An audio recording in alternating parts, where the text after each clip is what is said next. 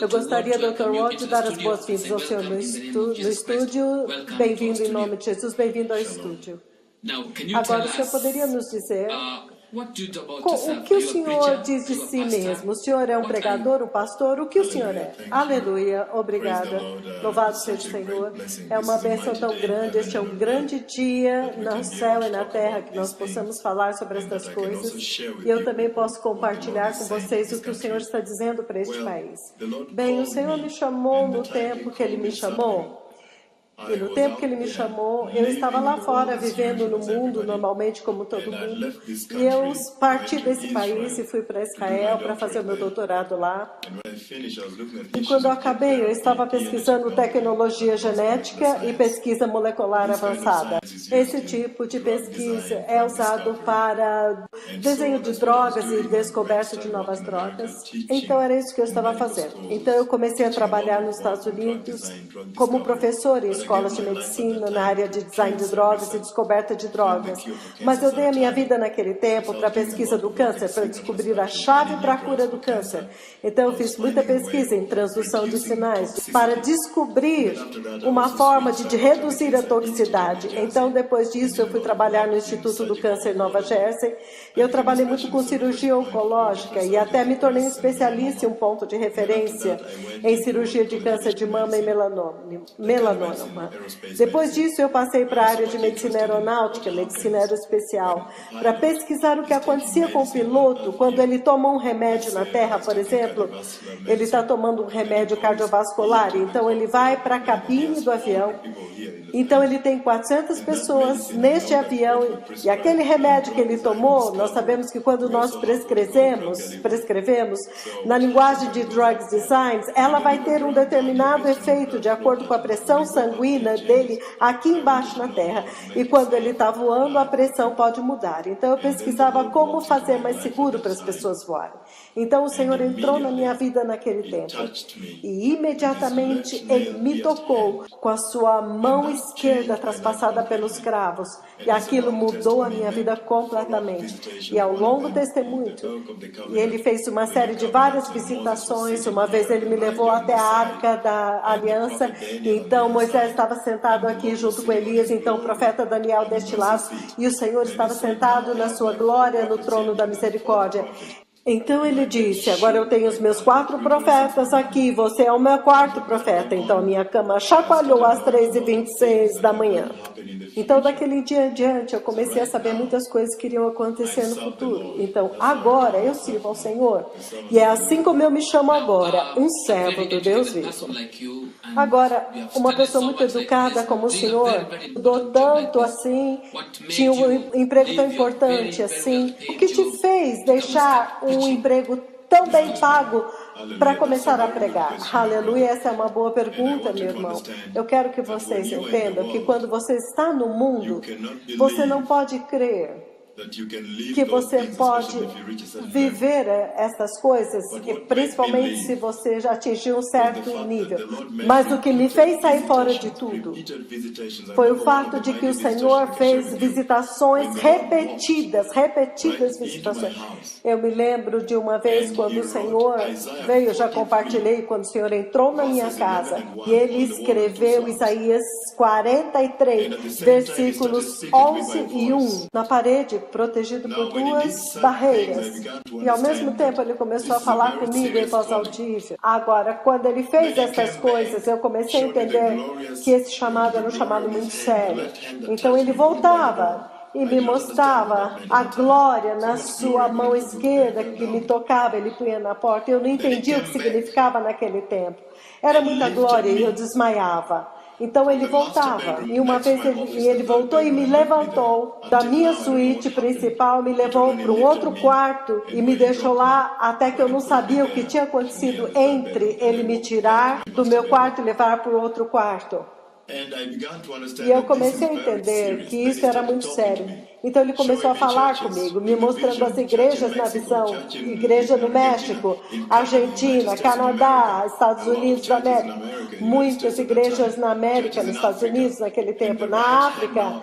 E agora a mão direita apontava e dizia, eu quero que você vá orar por este povo. Igrejas na Ásia também. E ele começou a me mostrar coisas que iam acontecer na Terra. E eu sei que em todo lugar agora, que eu sei as coisas que vão acontecer. Então ele veio e me ordenou, me dizendo que eu deveria deixar tudo agora. E foi isso que me fez deixar tudo. Porque eu entendi que esse chamado era um chamado muito sério. Bom, nós estamos falando aqui das coisas que estão mais próximas da gente. Deus falou com você sobre a Argentina e outros lugares. Mas definitivamente nós lemos algumas semanas atrás o que Deus falou com o Senhor a respeito do Quênia. Todos que estão assistindo agora, essa é uma televisão cristã, e nós gostaríamos de dizer para os quenianos que estão assistindo agora, o que Deus está falando sobre o Quênia. Todos estão preocupados com o que está acontecendo no nosso país.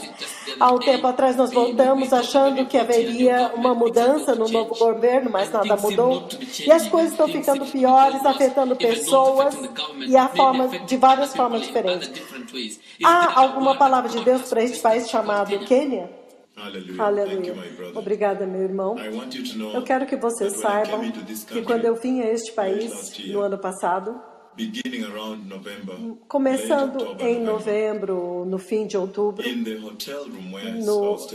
no quarto do hotel onde eu estava, o Senhor veio e Ele me mostrou a mão direita de Cristo na cruz. E o prego estava entrando naquela mão direita. Tanto sangue estava fluindo. Então, o que Ele fez, e o que eu quero que os ouvintes ouçam e acompanhem cuidadosamente, quando o Senhor fala com seus servos, é uma conversa muito íntima. Ele pega o coração dele e ele me faz sentir a dor que Cristo sentiu na cruz enquanto o prego estava entrando. Então ele me disse, diga a esta igreja para se arrepender em Cristo Jesus e eu vou restaurar esta igreja. Então ele diz, diga a eles também para voltar à igreja a pregar a cruz e o sangue. Como eles esqueceram isso tão rapidamente? Então, depois disso, o Senhor veio e me mostrou o altar em 14 de dezembro de 2004. O altar da igreja no Quênia. É um altar corrompido. E ele me mostrou por que é corrompido. Pecado sexual no púlpito, no altar. Lembre-se que há tanto poder no púlpito e no altar do Senhor. Tanto poder. Este poder é dado a você pelo Senhor quando você é ungido. Você pode orar pelo governo e Ele o curará. A igreja não pode apontar o dedo para o governo agora, porque ela está caída. Nós não temos o direito de apontar o dedo para as famílias. E Ele me mostrou mentiras, imoralidade sexual, mentiras, e muitas coisas que eu discuti naquele segmento que vocês já viram. Coisas como vigílias noturnas, um tempo para terem visão, para orar. Eu estava falando isso no rádio e chorei de novo. Como você pode transformar vigílias noturnas em orgia sexual, bagunça sexual, pessoas fazendo sexo nos carros, no estacionamento da igreja, e depois na manhã seguinte eles pegam os preservativos de manhã. O Senhor está mostrando essas coisas. O altar está corrompido. E o Senhor me disse, diga a este povo para restaurar o altar, movendo de volta ao arrependimento. E lembre-se, ele fala comigo sobre a igreja, ele não fala comigo sobre o governo, ele não fala comigo sobre outras religiões. Quando ele me mostrou o tsunami, em 24 de novembro de 2004, ele disse, ele colocou uma nuvem bem densa entre ele e eu e disse, diga para as religiões orientais para se arrependerem em Cristo Jesus e eu os restaurarei. Caso contrário, eles saberão que o Senhor Deus falou. E eu enviei e-mails para todo mundo, meus amigos sabem. Eu preguei, eu andei nas ruas, eu entrei nos templos hindus. Você fez isso antes do tsunami acontecer? Sim, antes de acontecer. E por muito tempo. O que eu fiz foi eu fui até os templos dos muçulmanos e aos lugares onde eu preguei. Eu preguei em algumas igrejas da cidade. Uma das primeiras igrejas onde eu preguei, eu disse para eles, eu vi morte. Eu vi muitas pessoas mortas, eu vi muitas inundações. O que ele fez? Ele me levou até o tsunami e eu vi muita gente morrendo. Então, o Senhor me mostrou da mesma forma o altar da igreja no Quênia.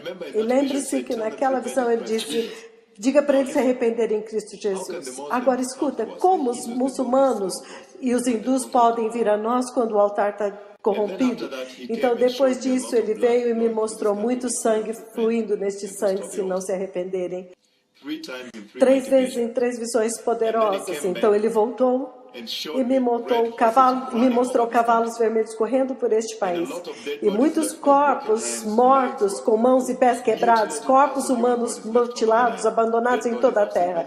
Corpos mortos. Eu já vi muitas pessoas mortas nesta terra, como eu vi no tsunami antes de acontecer. Então, depois disso, ele voltou e me mostrou o terremoto 4 vezes.